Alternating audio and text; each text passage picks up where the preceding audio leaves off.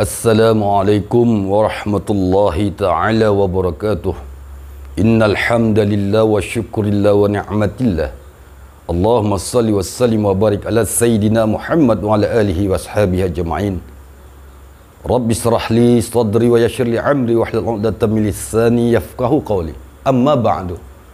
Doaku kepada Allah agar sahabat-sahabatku kaum muslimin wal muslimat yang senantiasa mendukung tausiah ini, Allah ampunkan segala dosa-dosa kita dan kesalahan kita, dan Allah berikan kita rezeki yang seluas-luasnya, dan kita dipelihara Allah dalam peliharaan yang terbaik, sehat lahir batin, amin ya rabbal alamin. Itulah doaku kepada saudara-saudaraku, sahabat-sahabatku dimanapun engkau berada.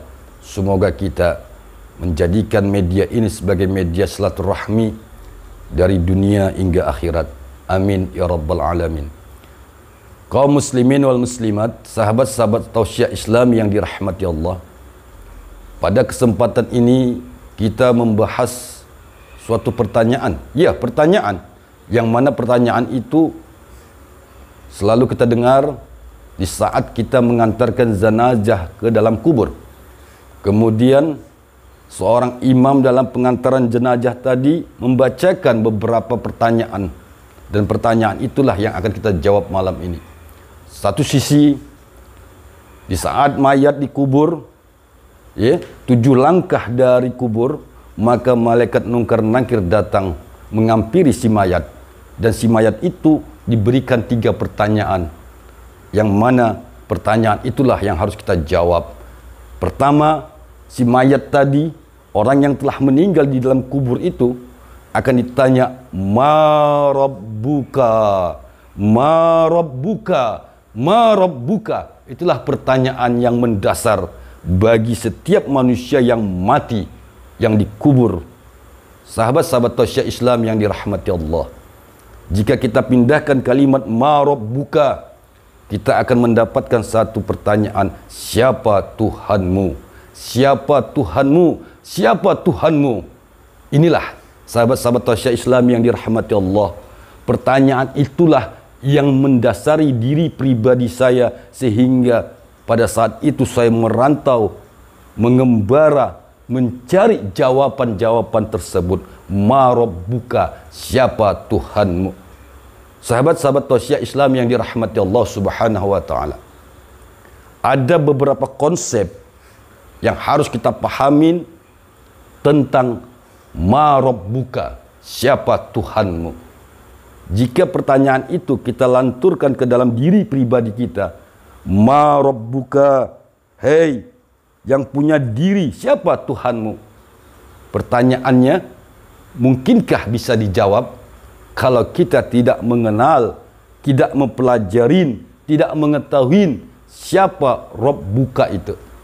Sahabat-sahabat tausiah Islami yang dirahmati Allah subhanahu wa ta'ala, semua umat Islam akan diberi pertanyaan. Ya, pertanyaan itu yang mendasar betul, ma rabbuka, siapa Tuhanmu?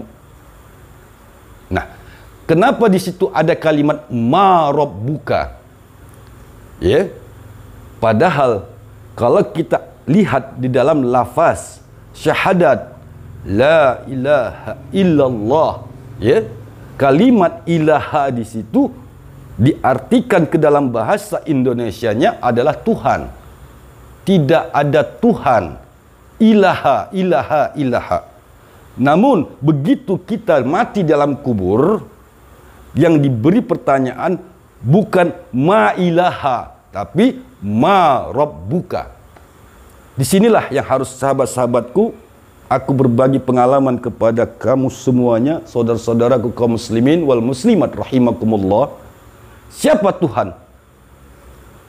Inilah pertanyaan yang mendasar dalam diri saya, sehingga saya mengembara, berguru, ya berguru dengan alim ulama yang saya jumpain, dan saya bertanya kepada mereka, ma rabbuka.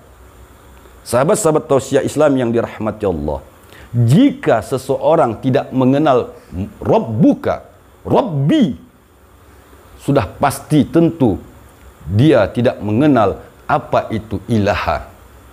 Antara Rabbi dan ilaha itu satu makna lain kata. Kata Rabbi dengan ilaha. Perhatikan baik-baik sahabatku. Ya, kalimat Rabbi itu ada di dalam lafaz Fatihah. Alhamdulillahi Rabbil Alamin. Segala puji-pujian, ya, lillahi, hanya milik Allah. Rabbil Alamin, Tuhan sekalian alam. Nah, begitu si mayat dibawa ke dalam kubur dan kita tinggalkan si mayat, kalimat yang pertanyaannya, ma rabbuka, siapa Tuhanmu? Oleh kerana itu sahabat-sahabatku, jawabannya ada di kalimat Alhamdulillahi Rabbil Alamin. Itulah Rabbika, itulah Rabbuka yang kita harus sanggup menjawab di saat kita nanti masuk ke dalam liang kubur. Sahabat-sahabat tasyah Islami yang dirahmati Allah. Kemudian kalimat ma rabbuka itu jika kita gandengkan dengan la ilaha illallah, ya, antara rabbuka dengan la ilaha illallah. Perhatikan baik-baik, ya.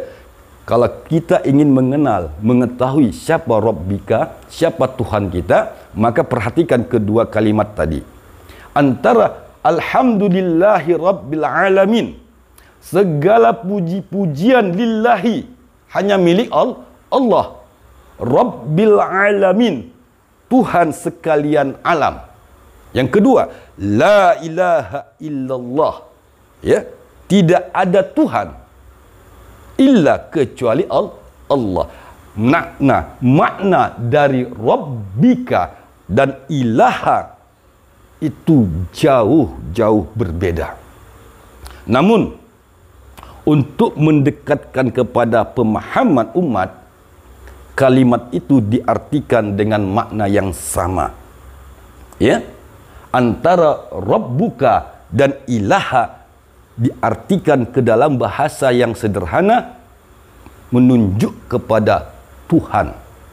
Tapi jika kita perhatikan lagi di dalam Al-Quranul Karim, kata ilaha, qul a'udzu birabbin nas, ada kalimat rabbin nas. Rabbin nas, Rabbi, Tuhan manusia. Malikin nas, rajanya manusia. Ilahin nas, sesembahan manusia. Jadi kalimat ilahin nas itu, ilahi, la ilaha illallah, menunjukkan makna daripada sesembahan. La ilaha illallah maknanya tidak ada yang kusembah illa Allah, kecuali Allah. Itulah, pahami betul-betul kalimat ilallah tadi dengan ma rabbuka.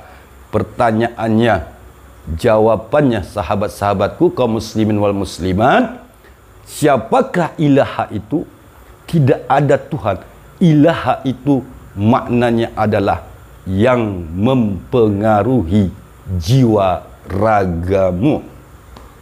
Itulah makna tadi la ilaha illallah.